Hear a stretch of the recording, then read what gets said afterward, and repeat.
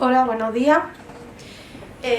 Bueno, vamos a dar comienzo al que sería el primer panel de esta jornada y sin más preámbulo pues voy a dar paso al primero de los dos ponentes, que en este caso es el profesor Domingo Suárez Fariño, supongo que espero haberlo pronunciado bien, que es profesor de Derecho Constitucional y de Derecho Administrativo en la Universidad de Lisboa, como os podéis imaginar, una de las universidades más prestigiosas de Portugal. Cuenta con numerosas publicaciones en materia de derechos digitales, plataformas y canales de comunicación digital. Y además participa en proyectos de investigación sobre estas materias, además de haber contribuido con numerosas publicaciones al respecto. Y nada, sin más dilación, pues voy a dar paso a su ponencia con el título Transparencia y avance democrático en perspectiva digital. Reflexiones alrededor del nuevo reglamento de servicios digitales de la Unión Europea. ¿Me quedo?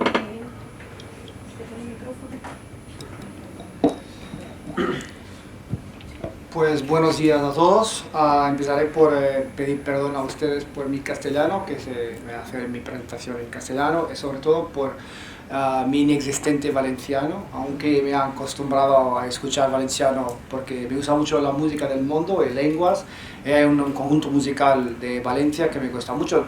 Lo ha terminado hasta 3 o 4 años, que se llamaba Altal, de música valenciana, y me he acostumbrado a escuchar valenciano, que me gusta mucho, pero no lo puedo hablar.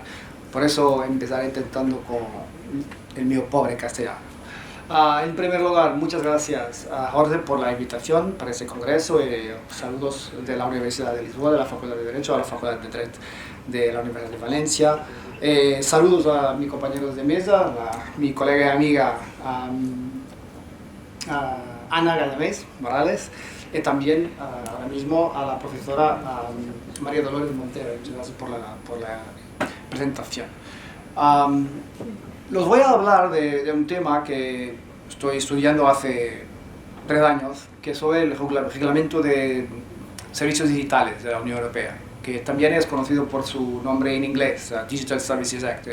Algunas veces voy a hablar de DSA, perdónenme, es que estoy hablando de lo mismo, Reglamento de Servicios Digitales, o el DSA, eso es lo mismo. El resumen de lo que os voy a decir es, ha sido un desafío de Jorge, que cómo podemos leer en el DSA, en el Reglamento de Servicios Digitales, los temas de la participación, de la democracia, de la protección de derechos fundamentales. El reglamento de los servicios digitales es realmente una herramienta que puede ser utilizada para proteger la democracia y los derechos fundamentales. Mi trabajo hoy ahí es demostrarlo con cuáles son los mecanismos en el reglamento que pueden ser utilizados para esa finalidad. Empezaré, porque pienso que muchos de vosotros no lo conocen, de hablar un poco de qué es el reglamento de servicios digitales. Formalmente es un reglamento que revisa y deroga parcialmente la Directiva de Comercio Electrónico, que ha estado en aplicación por más o menos 20 años. Pero mantiene el núcleo de su régimen, que son dos pilares muy importantes. La exclusión de responsabilidad de los prestadores intermediarios, o las plataformas en línea, como Instagram, el Facebook, el marketplaces también, como Amazon. Y también mantiene la inexistencia de un deber general de supervisión sobre contenidos. Esos dos pilares son muy importantes, porque la directiva y el reglamento lo dicen lo mismo. Por un lado, no hay responsabilidad de las plataformas. Si las plataformas tienen un contenido ilegal, pero no lo saben, no pueden ser responsables por ese contenido. O sea, vosotros ponen un post que tiene alguna ilegalidad porque viola copyright o porque viola la privacidad de alguien, eso no es la responsabilidad de la plataforma, a menos que la plataforma lo pudiese demostrarse que lo sabía. El segundo lugar, la inexistencia de un deber general de supervisión. La plataforma no tiene de activamente procurar saber si existen contenidos ilegales en su plataforma. Eso se mantiene de la directiva para el reglamento, para el DSA, para el reglamento de servicios digitales. En segundo lugar, se puede decir que la revolución del reglamento de servicios digitales, que manteniendo esos dos pilares, introduce una serie de novedades. Diría que la más importante es la nueva categoría de deberes de diligencia debida. El reglamento impone a las plataformas un nuevo conjunto de deberes de diligencia, que son sobre todo deberes de transparencia, de comunicación a los usuarios de mucho de lo que está pasando en la plataforma, por ejemplo, qué tipo de mecanismos de moderación de contenidos, qué tipo de herramientas para recomendar contenidos a los usuarios. Eso es muy importante porque es una completa novedad, la directiva no lo había. Estos deberes son, como también se dice en el diapositivo, en su mayoría procesuales, son procedimentales, son fuertemente inspirados en el derecho administrativo público. Para ustedes que gusten de derecho administrativo, es muy interesante leer el reglamento de servicios digitales de la perspectiva del derecho administrativo y sobre todo de la tradición germánica. Hay una ley de 2018 que en tedesco se dice, en alemán se dice Netzdg, que significa la ley por la buena aplicación del derecho en la Internet, y que ha sido la inspiración, la influencia mayor del reglamento de servicios digitales. Por ustedes que tienen interés en eso, pueden también ver la ley alemana, que es interesante. Pero, para terminar con lo que está subrayado, yo diría que la mayor novedad, la mayor revolución del reglamento, y vamos a hablar de eso en un rato, es que por la primera vez hay un artículo en el reglamento, el artículo 14, que probablemente el más importante del reglamento, que dice que los términos y condiciones de las plataformas, aquellos contratos de 40 páginas que todos vosotros han leído cuando han hecho el clic en la plataforma, esos términos y condiciones tienen que estar alineados, tienen que cumplir la Carta de Derechos Fundamentales de la Unión Europea. Eso es, jurídicamente hablando, es una revolución, porque lo que está haciendo es poniendo el derecho privado de las plataformas bajo la alzada del derecho público, el más importante derecho público que existe en la Unión Europea, que es la Carta de Derechos Fundamentales de la Unión. Esa es una revolución porque jurídicamente el trabajo que va a dar a abogados de las plataformas, a abogados de asociaciones de defensa de intereses de derechos de consumidores, de usuarios, es difícil de anticipar, porque tienes como que comparar los términos y condiciones, que son contratos de derecho privado, es empezar a percibir cómo son influenciados por derechos fundamentales, que es una orden de pensamiento un poco diferente. Avanzando, esto es mi tentativa de, en un gráfico, solamente una imagen, darnos una idea general de cómo está montado, está organizado el reglamento. El reglamento es como una pirámide. Abajo de la pirámide tienes lo que podemos llamar los prestadores de servicios digitales, que va todo desde el marketplace como Amazon hasta el Instagram o el Facebook o cualquier red social. Y después lo que hace el reglamento es que va comprimiendo las categorías hasta la más pequeña de todas, que son las plataformas de muy gran tamaño, el topo de la pirámide, es que tiene el régimen jurídico más complejo y más stringente, donde el escrutinio público es más fuerte. Es un régimen más simple, los deberes de diligencia debida, y después en camadas vamos poniendo más reglas, hasta que tenemos el régimen más fuerte que tenemos hoy, que son los regímenes para las plataformas de muy gran tamaño. En el reglamento hay un artículo que dice que si una plataforma tiene más de 45 millones de usuarios en el todo de la Unión Europea, es una plataforma especial, que se llama plataformas de muy gran tamaño. Para ustedes tener una idea, una de las razones por qué son plataformas especiales es que el regulador de esas plataformas no serán los reguladores nacionales de los Estados miembros, que tienen nuevos reguladores que se llaman los coordinadores de servicios digitales, pero en este caso el regulador es la Comisión Europea, lo que es también una novedad. Normalmente la Comisión era solamente reguladora al nivel de la concurrencia, pero no en regulación de derechos fundamentales como es el caso aquí.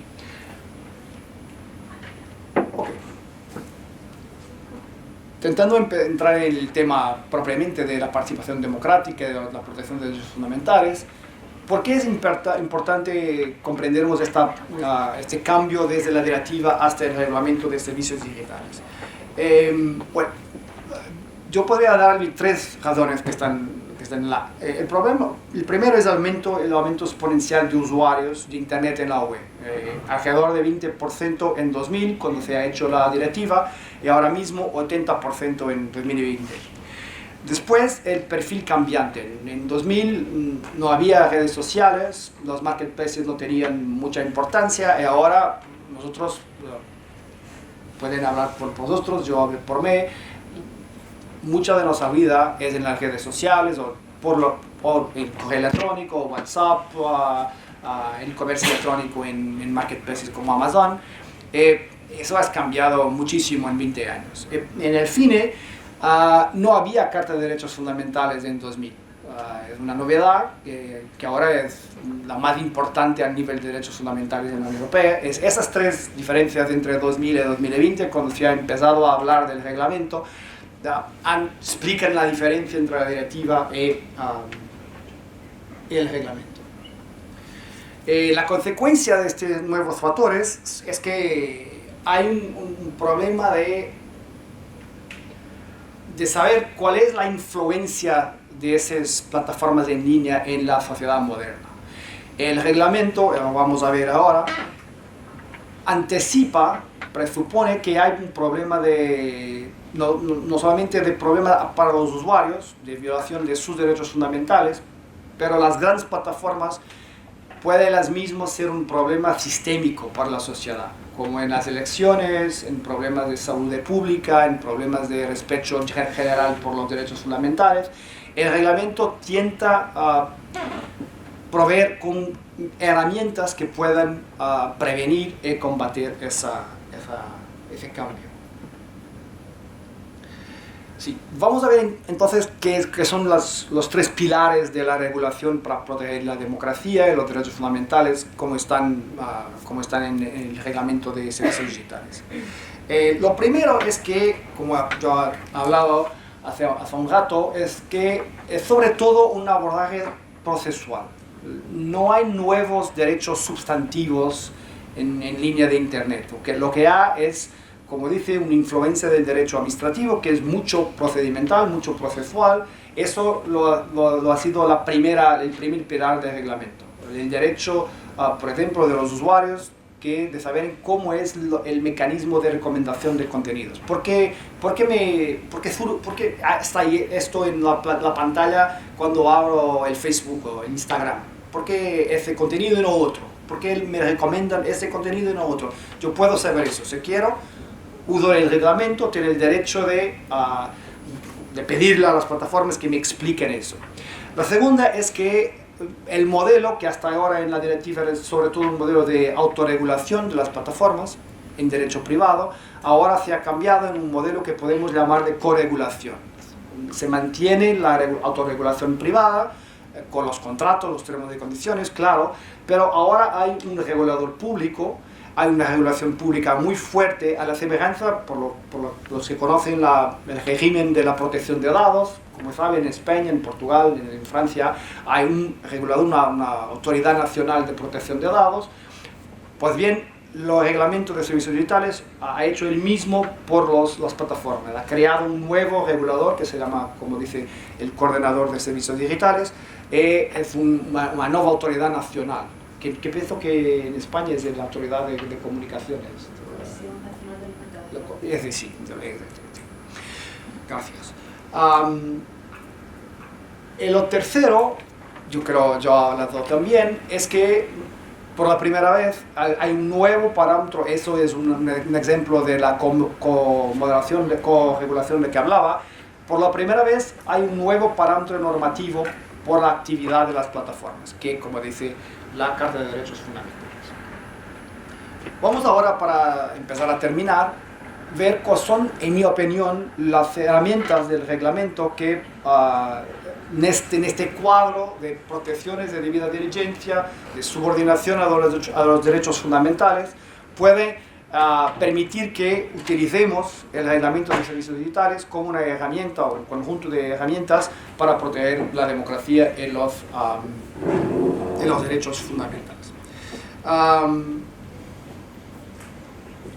El primer aspecto interesante es que ahora yo como usuario de una plataforma puedo pedir a la plataforma que pueda eliminar contenidos como algo que se llama notificación e eliminación. Yo pido a la plataforma y digo, yo pienso que este contenido es ilegal o que viola los términos y condiciones, y la plataforma lo va a hacer un examen, si concuerda, elimina, si no concuerda, no lo hace nada, claro, pero tengo ese derecho de demandar a la plataforma que pueda hacer eso.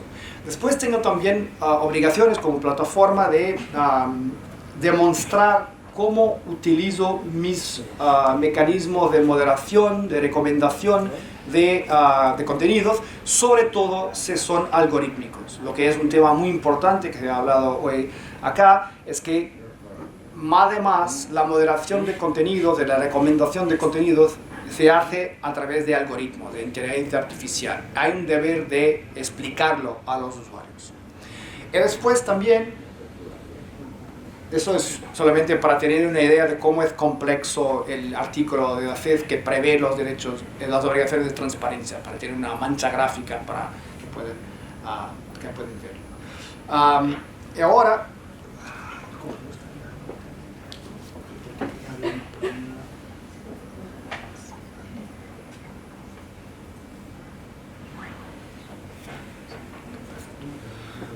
el otro mecanismo que se ha creado en el reglamento es una página pública de la Unión Europea de transparencia de las plataformas, que se llama el DFA Transparency Database.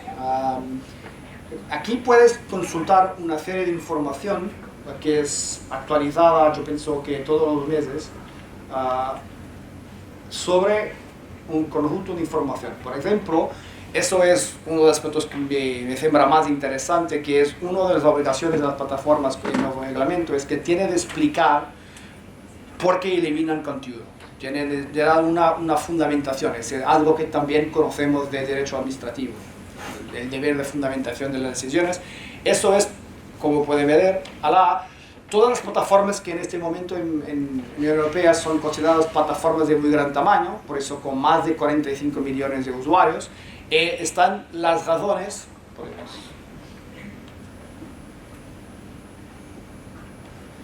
aquí a la izquierda están las razones que se han dado por las plataformas para eliminar en contenidos o hacer la suspensión de una cuenta de un utilizador. Tienes, por ejemplo, visibilidad de contenido, problemas con provisión de servicio, también problemas de monetarios, como de pagamiento. Hay muchas razones. Una que domina, que es el problema del tipo de servicio que es prestado en la plataforma, que es lo más importante, lo que tenemos más.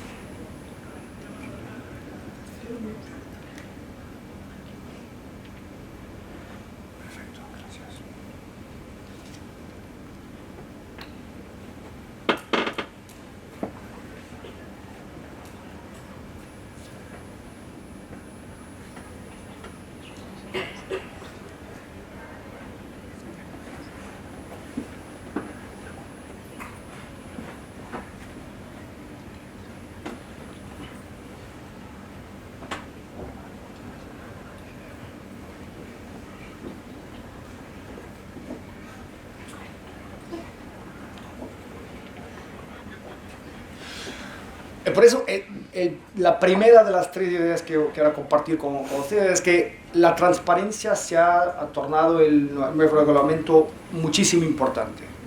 Es como un desafío a los ciudadanos para que puedan ir, por ejemplo, a la DSA Transparency Database y puedan hacer un control. Cada ciudadano es invitado a hacer un control sobre las plataformas. Claro que eso no es todo, no puede ser el único mecanismo de control, pero es un mecanismo importante, como que una permisión general, una invitación general que todos nosotros podamos ir a la plataforma para controlar cómo es la actividad de la plataforma. Eso es la base del control, de protección de derechos en el reglamento. En segundo lugar, probablemente el mecanismo que va a hacer más famoso el reglamento es la protección contra riesgos sistémicos, que es un mecanismo que solamente se hace utilizar contra las plataformas de muy gran tamaño. Por ejemplo, si estás atentos a las noticias en prensa, el ex comisario europeo que tenía el control de las plataformas de línea ha empezado una investigación contra el ex Twitter, now X, contra Elon Musk, porque decía que el ex en la Comunidad Europea, en la Unión Europea, violaba el reglamento de servicios digitales. O sea, la Comisión es el regulador de las plataformas de muy gran tamaño. Y por eso decía que un problema del ex es que ponía riesgos sistémicos a la Unión Europea.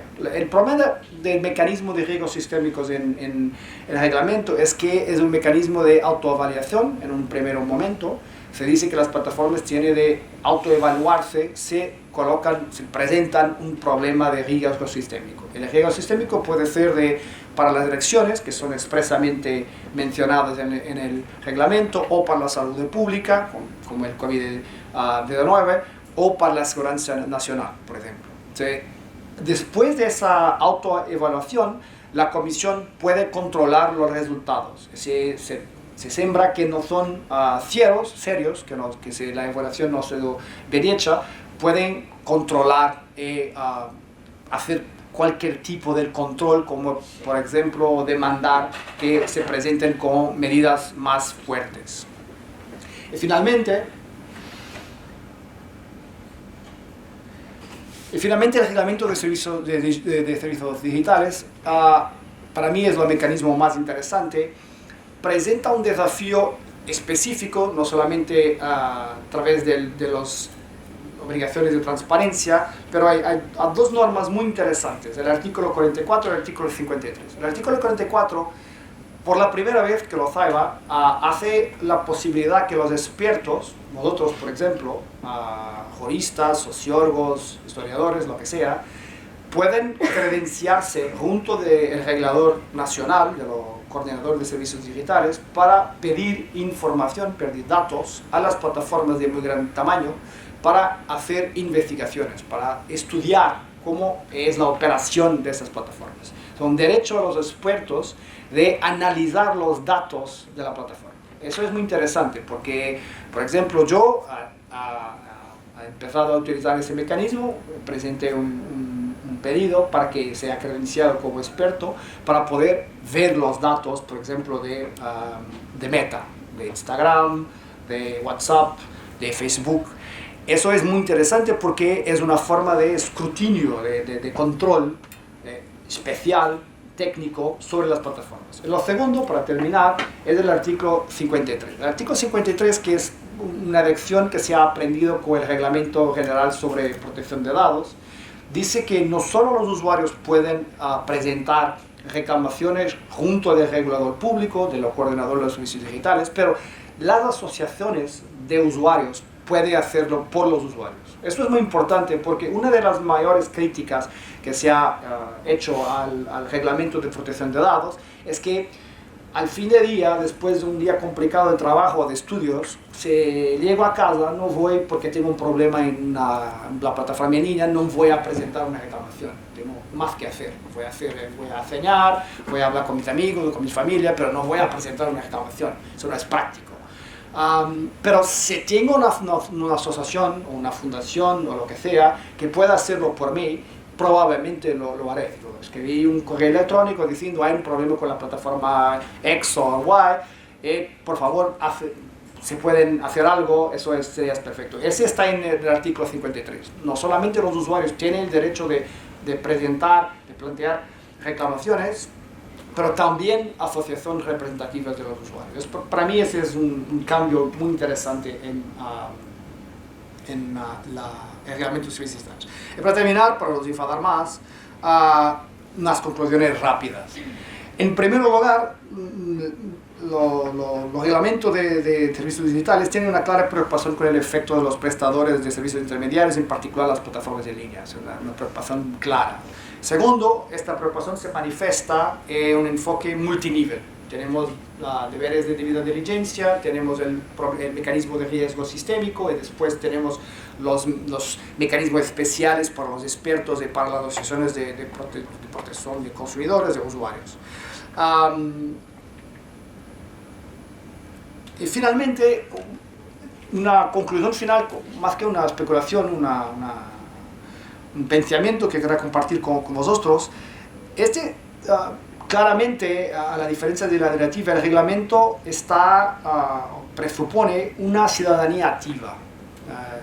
Como decía, yo tengo que querer utilizar el reglamento. No solamente hay una entidad pública, una autoridad de supervisión que lo hará, también lo hará, pero tiene de ser más de eso. Ese es un problema al nivel de la Unión Europea, porque los datos nos muestran que la ciudadanía activa no es igual en toda la Unión Europea. Por ejemplo, en Europa del Sur no hay mucha tradición de usar las asociaciones representativas de usuarios o de consumidores para defender mis derechos.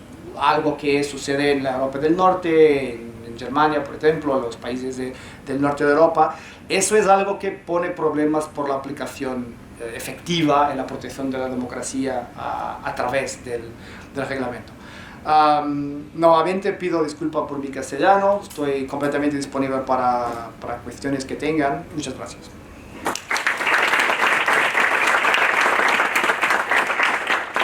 Muchas gracias, profesor Suárez. Creo que ha sido bastante interesante esa visión genérica de presentación que ha hecho del Reglamento Europeo de Inteligencia Artificial. Y no tiene que pedir disculpas porque de hecho le quería dar la enhorabuena por su nivel de castellano. Es perfecto, vamos. Y si os parece, por no romper un poco la dinámica, voy a dar paso directamente a la segunda conferenciante y luego al final, si tenéis alguna pregunta, que además yo animo a que se la haga a cualquiera de los dos ponentes, pues ya dejamos un turno de preguntas y debate de 5 o 10 minutos, ¿vale? Así que sin más voy a presentar a la siguiente ponente, a la profesora Ana Galdames Morales, que es doctora en Derecho por la Universidad de Sevilla, que además leyó recientemente la tesis magnífica, con el nombre de las tecnologías disruptivas y su ordenación jurídica. Actualmente es profesora de Derecho Constitucional en la Universidad de Huelva y bueno, su línea de investigación, pues evidentemente, tal y como hemos visto con el título de su tesis y ahora el que nos trae aquí en la ponencia, pues está relacionado con temas de nuevas tecnologías, comunicación, cómo afecta a los derechos, la inteligencia artificial y todo lo que tiene que ver también con el principio de transparencia. Y hoy nos va a hablar sobre desinformación y democracia en perspectiva constitucional. Cuando quiera.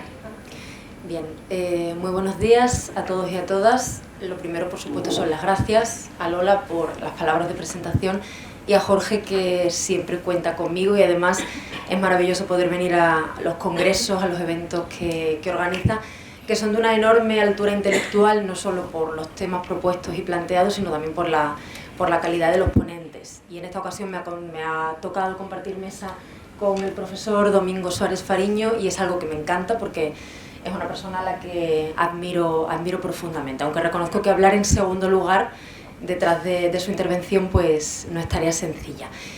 Lo bueno es que ambos traíamos propuestas centradas en el marco jurídico, en las novedades del marco jurídico en el ámbito europeo, y creo que se van a complementar muy bien porque él se ha centrado en el Reglamento de Servicios Digitales, en la Digital Services Act, y yo voy a detenerme más en buscar las confluencias que se han establecido con la otra pata, el otro instrumento jurídico que afecta también a ese ecosistema comunicativo digital, que es el nuevo reglamento de libertad de los medios de comunicación, también recientemente aprobado, lo tenemos en vigor desde el pasado mes de mayo.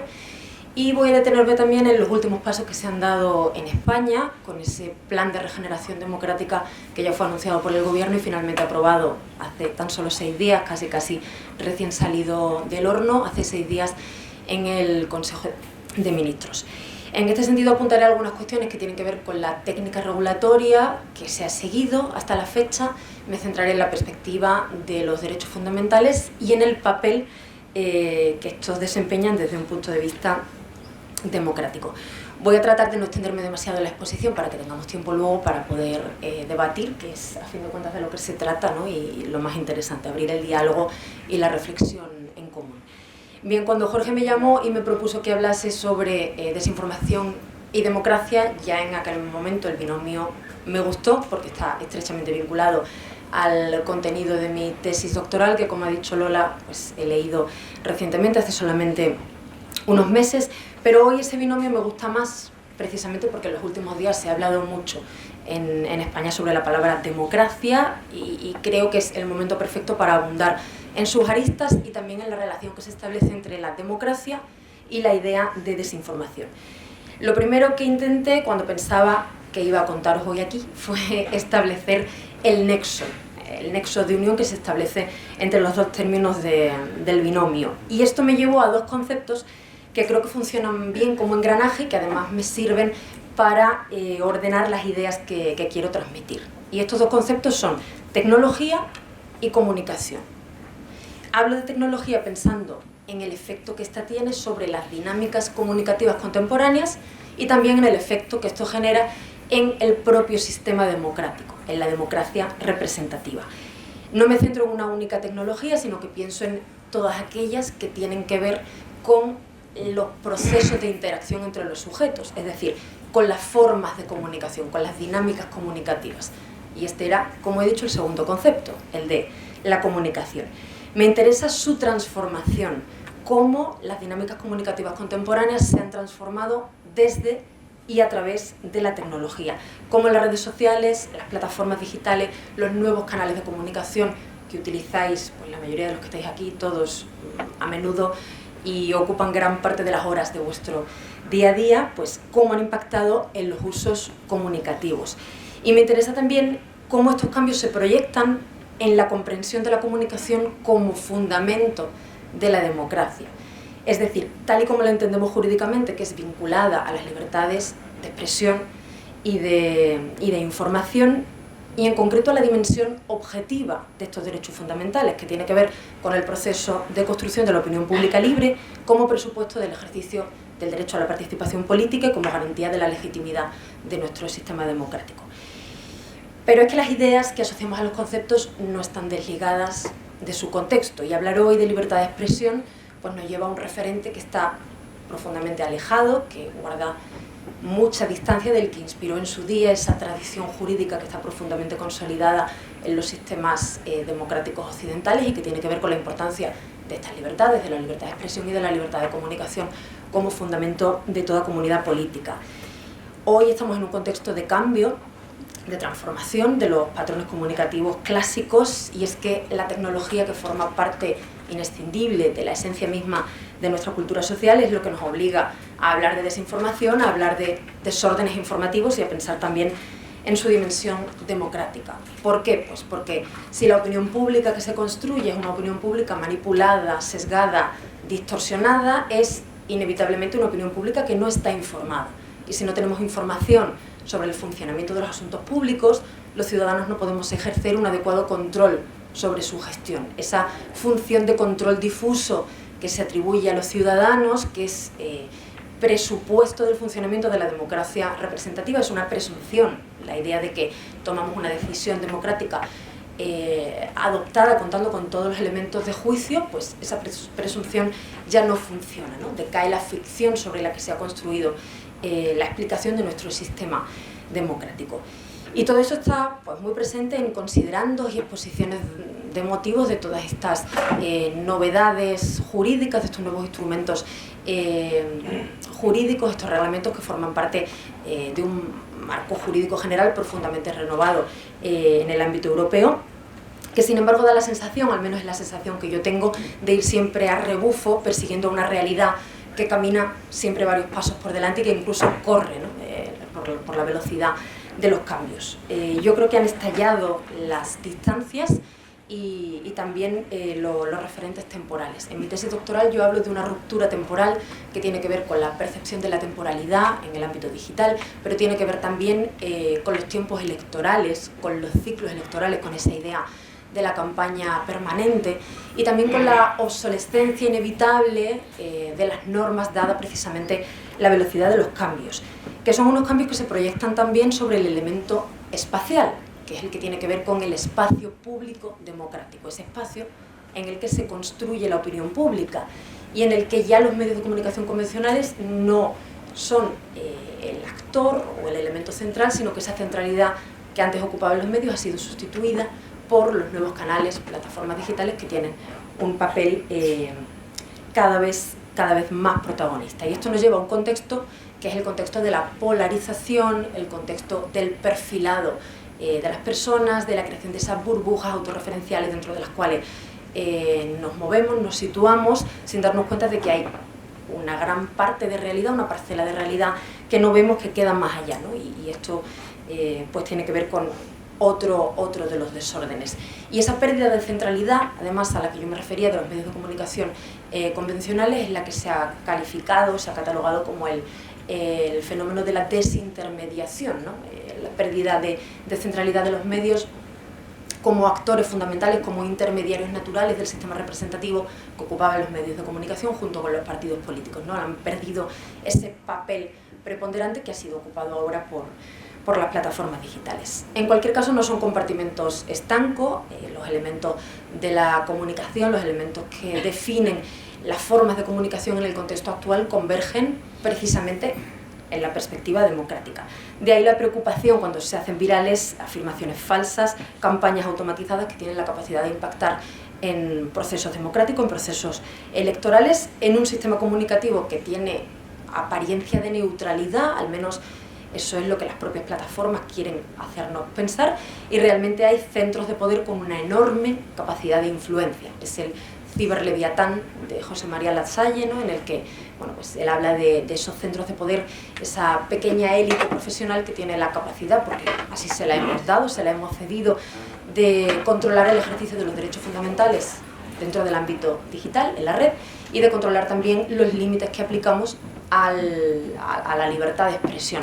Hablaba hace un momento Domingos acerca de la ciudadanía, ¿no? Del papel que tenemos que tener los propios ciudadanos como usuarios de plataformas y redes sociales a la hora de aceptar términos y condiciones, también a la hora de denunciar lo que sucede en esa red que utilizamos. Y yo añadiría a esa idea que tú comentabas la necesidad de una responsabilidad, de ser ciudadanos también responsables, ¿no? Como parte que somos de una sociedad más grande, no únicamente como sujetos individuales, porque lo que sucede en la red nos afecta a todos, ¿no? Y también debemos partir de esa idea de responsabilidad como ciudadanos en ese sentido, de aceptar términos y condiciones, que es cierto que tienen 40 páginas y que vamos con prisa y que lo que queremos es acceder al servicio, pero aceptar términos y condiciones del calado que tienen estos sin leerlos, porque llegamos al final a aceptar, porque no hay tiempo, yo también lo comprendo, ¿no? Yo, en fin, me lo leo por deformación profesional y porque a mí especialmente me interesa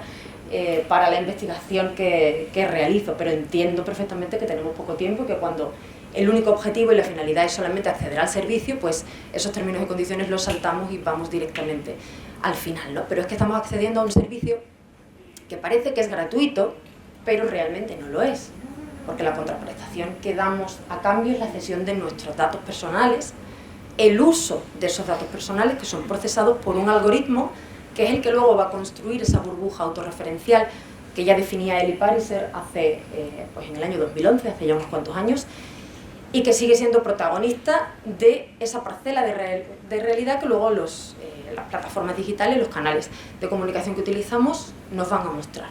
Y estamos cediendo esos datos que además son muy valiosos en términos económicos precisamente para las plataformas, ¿no?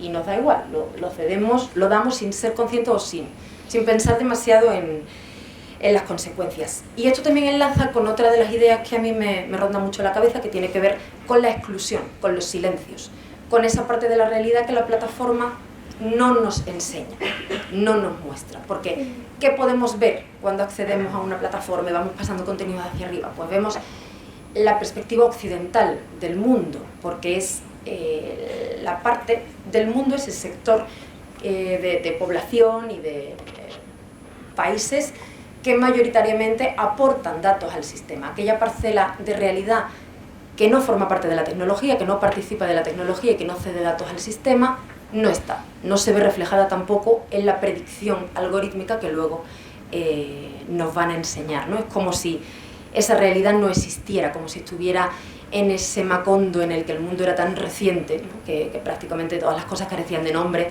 y para mencionarlas había que señalarlas con el dedo. Pues yo creo que estamos un poco volviendo a ese momento. Es cierto que la velocidad de los cambios es tremenda, ¿no? Y que muchas veces parece difícil ofrecer una respuesta jurídica a tiempo, pero yo creo que el derecho, en tanto que instrumento de ordenación de la sociedad, tiene la obligación y la tarea de afrontar estas cuestiones. Y realmente se está haciendo. El Reglamento de Servicios Digitales es un ejemplo y no es el único, que forma parte de un paquete normativo que la Unión Europea se ha impulsado en los últimos años. Se ha seguido un proceso de ordenación jurídica del que yo extraigo una serie de conclusiones generales que tiene que ver precisamente con la técnica regulatoria que se ha seguido. La primera de las conclusiones tiene que ver con que Internet es un entramado de gestión privada dentro de un marco jurídico que hasta ahora había dejado un amplio margen a la autorregulación, es decir, a las normas creadas por las propias plataformas, que, como digo, son empresas, son personas jurídicas de naturaleza híbrida, en la medida en que, por un lado, su titularidad es privada, pero en su seno se desarrolla una actividad de incuestionable trascendencia pública, como es la comunicación. Y aquí hay bienes jurídicos cuya protección creo que tiene que ser irrenunciable, con independencia de quien ostente la propiedad.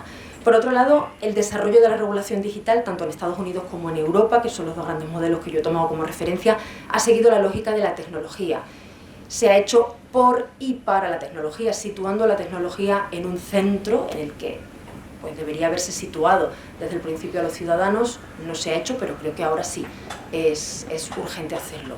En los primeros años 90 la principal preocupación era el sostenimiento de estos nuevos modelos de negocio, por eso se optó por un modelo mixto que ha generado pues, numerosos centros de producción normativa que han ido produciendo instrumentos de diversos rangos, de diversa eficacia jurídica, que han convivido, códigos de conducta, recomendaciones, buenas prácticas, con la Directiva de Comercio Electrónico como marco de referencia desde el año 2000, siendo una norma elaborada y aprobada en un contexto previo a la digitalización acelerada actual y que además hasta fechas muy recientes pues no había sido actualizada.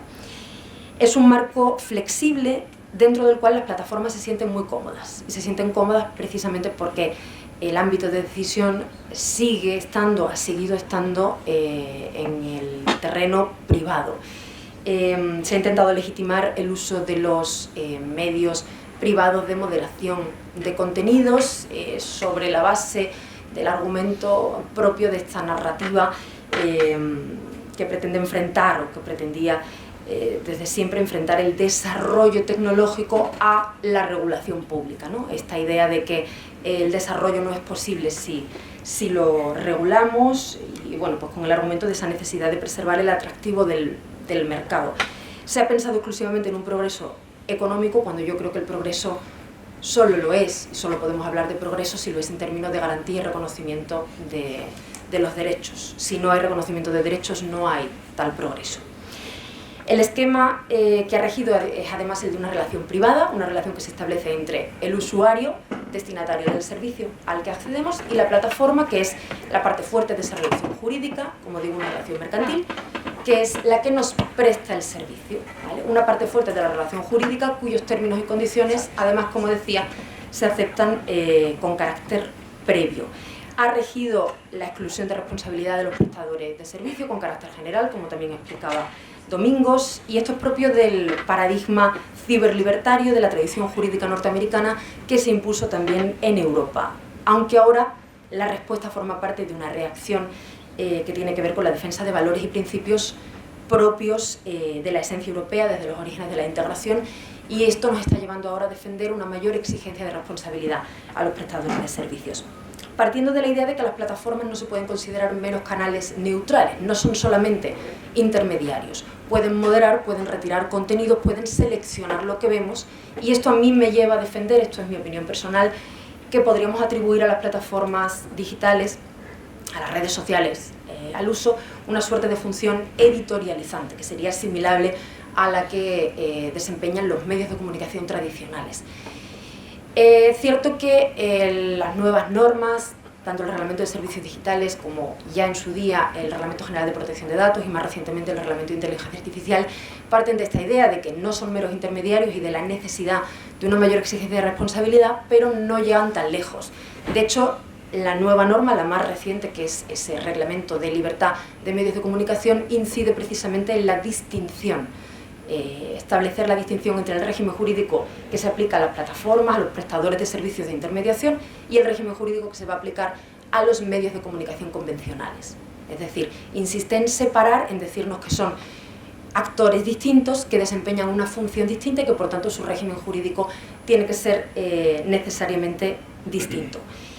Ambos son reglamentos, por tanto son normas de aplicación directa que van a ser de obligado cumplimiento para los Estados, y esto en sí mismo es un giro respecto de la tendencia anterior, mayoritariamente centrada en la autorregulación, en las normas, en las recomendaciones, en los códigos de conducta, en las normas de soft law, y ahora no, ahora damos un giro en este sentido y pasamos a un reglamento de aplicación directa en ambos casos. Ha explicado también muy bien Domingos cómo el Reglamento de Servicios Digitales, la Digital Service Act, incorpora la perspectiva de los derechos, tanto en los considerandos como en el articulado, con ese Convenio Europeo de los Derechos Humanos como marco de referencia. El segundo cambio significativo pues era esa exigencia de responsabilidad por capas, ¿no? Como las capas de una cebolla, partiendo de un régimen de diligencia y obligaciones común y aumentando esas obligaciones y esa exigencia de responsabilidad conforme aumenta también el tamaño. Obligaciones que tienen que ver con las funciones que desarrollan, y veremos que en la Ley de Libertad de Medios de Comunicación las obligaciones van a ser distintas, precisamente porque se parte de la idea de que la finalidad que desarrollan también es distinta. Aquí es donde está radicalmente la distinción. ¿Cuál es la finalidad que se atribuye y que se asocia con los medios de comunicación? Pues la finalidad de informar, también de transmitir contenidos que están orientados a educar y a entretener, pero contenidos que son creados y elaborados contando con el respaldo de una empresa editorial que está detrás y que además es la que va a asumir la responsabilidad.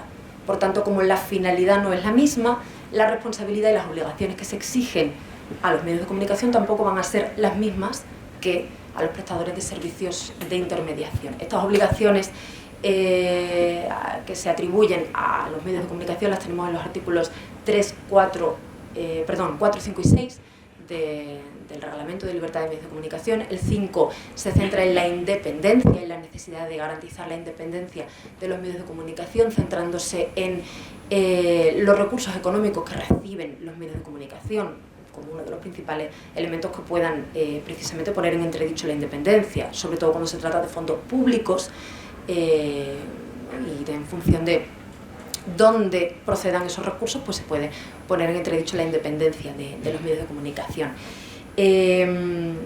Como digo, la finalidad que parte además de atribuir a los medios de comunicación, esto lo tenemos desde el considerando 1 y 2, un papel único, dice el reglamento, como pilar de la democracia y una función de interés general que es la propia de los guardianes públicos, vinculada a la protección de la libertad y del pluralismo. Se dice, son medios de comunicación y no son prestadores de servicios de intermediación, por mucho que los tengamos también al alcance a través de nuestro teléfono móvil, y a pesar de las conexiones, que también reconoce el reglamento, que existen entre ambos tipos de actores que operan en Internet. ¿Cuál es la principal conexión? Pues que las plataformas, las redes sociales, los prestadores de servicios de intermediación nos dan acceso con muchísima frecuencia a los contenidos que han sido previamente elaborados y publicados por medios de comunicación. Son canal de acceso y son vía de acceso también a la información. Dice el considerando 4, las plataformas sirven de puerta de entrada a los contenidos de los medios de comunicación y operan como amplificadores también de la polarización y amplificadores de la desinformación. La palabra desinformación la encontramos 9 veces en total a lo largo de el texto del Reglamento de Libertad de Medios de Comunicación. La mayoría de ellas en los considerandos, solo una vez aparece en el articulado. En los considerandos se dice que los medios son precisamente y tienen que operar como el antídoto contra la desinformación y contra la manipulación, y aparece la desinformación en el articulado, en concreto en el artículo 19, que pretende establecer un diálogo estructurado entre los actores que operan en Internet, entre las plataformas, redes sociales y los medios de comunicación, porque dice, están llamados a colaborar y a entenderse, a compartir experiencias y prácticas de funcionamiento. Se organizarán, dice el artículo, periódicamente diálogos estructurados entre las plataformas en línea de muy gran tamaño, los representantes de los servicios de medios de comunicación y los representantes de la sociedad civil. Se crea además, esto lo tenemos en el artículo 13, el Comité Europeo de Servicios de Medios de Comunicación, que va a ser un organismo independiente, responsable también de una serie de funciones atribuidas, y se establecían, como digo, derechos y obligaciones orientados específicamente a los medios de comunicación y a la labor que estos desempeñan. También muy importante la asignación equitativa de recursos económicos a los medios de comunicación, esto está en el artículo 24, en concreto cuando se trate de fondos públicos lo tenemos desarrollado en el artículo 25. En estas líneas generales que tenemos presentes en el reglamento de medios aprobado en el mes de mayo de la Unión Europea, se basa el reciente Plan de Regeneración Democrática aprobada por el Gobierno hace solo 6 días, aprobado en el Consejo de Ministros el pasado martes.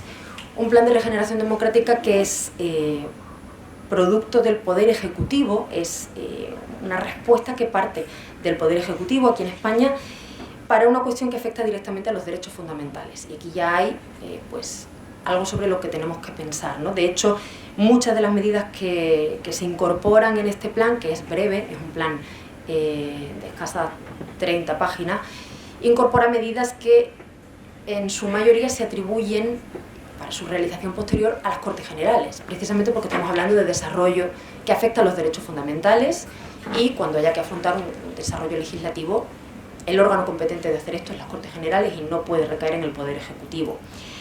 Se habla de la democracia en España, se define como un sistema fuerte y robusto, pero que muestra desgaste. Un desgaste que no se atribuye únicamente a la comunicación, de hecho el plan está dividido en 3 ejes de actuación. El primer eje está orientado específicamente al Poder Ejecutivo, a necesidad de mejorar la transparencia del Poder Ejecutivo. El segundo eje sí es el que está centrado en el ecosistema comunicativo y vinculado al derecho a recibir información veraz de los ciudadanos. Y tenemos un último pilar, un último eje que está orientado a mejoras necesarias en el Poder Legislativo. El segundo es el que nos interesa, que es el que está centrado en el ecosistema comunicativo, y es un eje que reproduce, básicamente está redactado a partir de extractos literales de los considerandos del Reglamento de Libertad de Medios de Comunicación. Va citando un considerando tras otro para la justificación de las medidas que se incorporan, que son pues, medidas centradas precisamente en la independencia de los medios, en garantizar la transparencia. ¿Cómo se garantiza la transparencia? Pues haciendo primero un registro de medios de comunicación. ¿Cuáles son los medios de comunicación que operan en España? Este y este. Un registro público que debe ir vinculado a los accionistas, personas, empresas que están detrás de cada uno de estos medios de comunicación, fondos que reciben, recursos que reciben, si son recursos públicos o no, reparto equitativo de estos recursos públicos. Por otro lado también independencia de los medios de comunicación, muy vinculada al factor económico y muy vinculada también a la concentración, a la idea de huir de esta concentración empresarial que pone en entredicho precisamente el pluralismo. Se propone también la reforma de la Ley de Secretos Oficiales, diferentes actualizaciones normativas que se atribuyen en su realización posterior, como digo, a las Cortes Generales. Un conjunto de medidas que están estrechamente vinculadas porque han sido redactadas a partir de extractos literales de ese reglamento de medios de comunicación, que van por tanto en esa misma línea, en esa corriente europea de renovación de un marco jurídico que tiende cada vez más a incorporar la perspectiva de los derechos, aunque yo creo, y con esto concluyo, una idea breve a partir de la cual luego podemos comentar también vinculando las dos conferencias, las dos exposiciones. Se incorpora, como digo, la perspectiva de los derechos, pero creo que queda camino por recorrer. Creo que es necesario no solamente incorporar la referencia de la Carta de Derechos Fundamentales, sino pensar en una regulación de la comunicación digital invirtiendo la lógica, que no sea una regulación pensando en el modelo de negocio y en la tecnología, con la tecnología como centro y desde la tecnología, sino pensando en el ciudadano, que es titular de derechos fundamentales como centro de esa regulación. Nada más, quedo a su disposición para cualquier cuestión que quieran preguntar. Muchas gracias.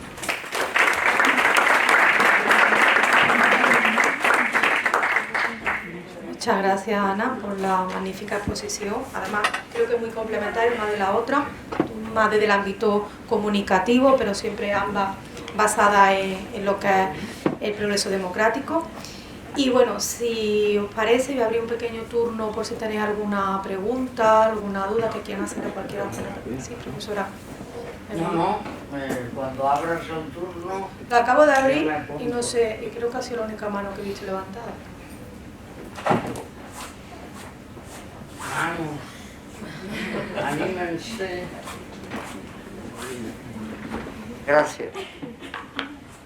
Bien, nuestra sesión ha sido, para mí la verdad ha sido interesantísima porque desconocía su tesis, que tiene una gran relación con el enfoque que yo le doy y por tanto pues ahora no solo la veré, sino que espero que me queden fuerzas para estar en contacto.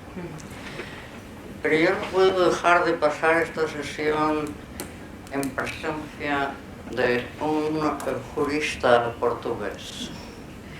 Mire, he escrito tanto, lo sabe bien Jorge, sobre el derecho a la información, que a lo mejor se puede, bueno, entre conferencias, artículos, se puede contar por docenas, además de algún libro.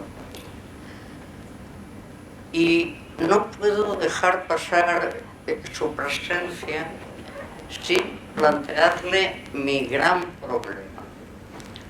O yo estoy equivocada, o los portugueses, desde luego los españoles, no se han enterado de algo que yo digo siempre. La almendra, el núcleo, la raíz de donde surge todo esto, está en el artículo 48 de la Constitución portuguesa. El derecho que he visto que han cambiado ustedes, porque ustedes la reforman con naturalidad, han cambiado un término. Ahora dicen que los ciudadanos tienen derecho a ser informados de los asuntos que les afectan de trascendencia pública.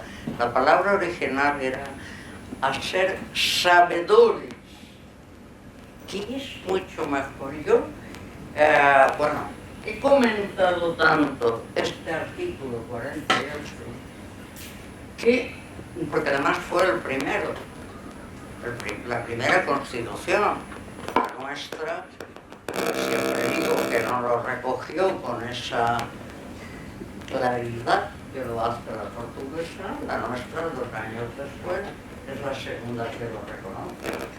Sí, no me quiero ir a la URSS.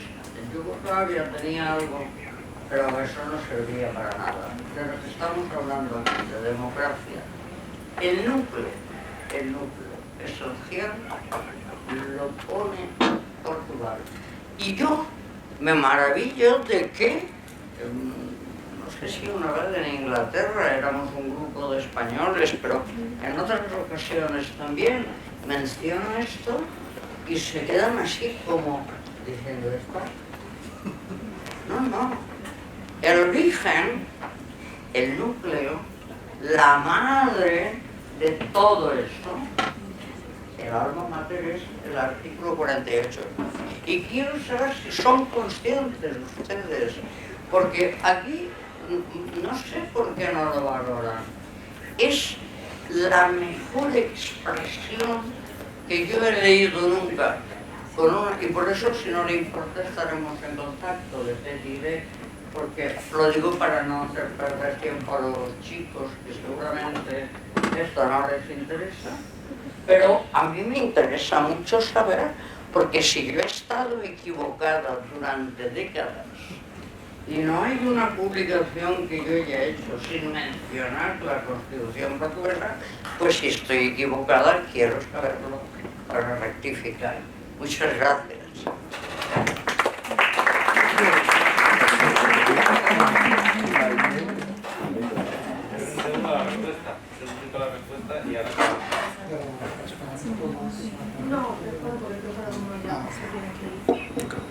Sí, muy rápidamente. Muchas gracias por lo comentario. Sí, yo creo que en Portugal hay un reconocimiento de que esa norma de la Constitución es pionera y muy importante, porque como España en un senso, es una norma que se como que autoimposta después de casi 50 años de dictadura. Por eso, para los constituyentes de 74, 76, era una norma que era totalmente necesaria.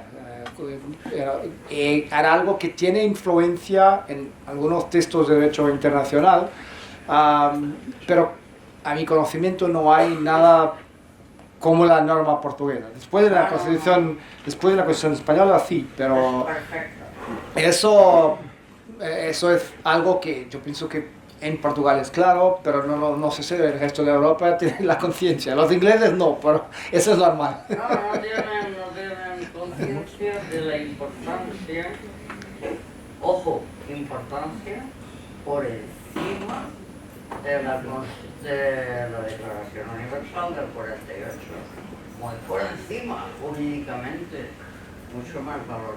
Pero bueno, entonces no estoy equivocado. A mi conocimiento no. Pues yo seguiré dando la batalla. Disculpen. Muchas gracias, no sé si hay alguna duda o consulta más, creo que os tenéis que ir. Bueno, pues doy por finalizado este panel y retomamos la siguiente sesión a las 2:30. Muchas gracias.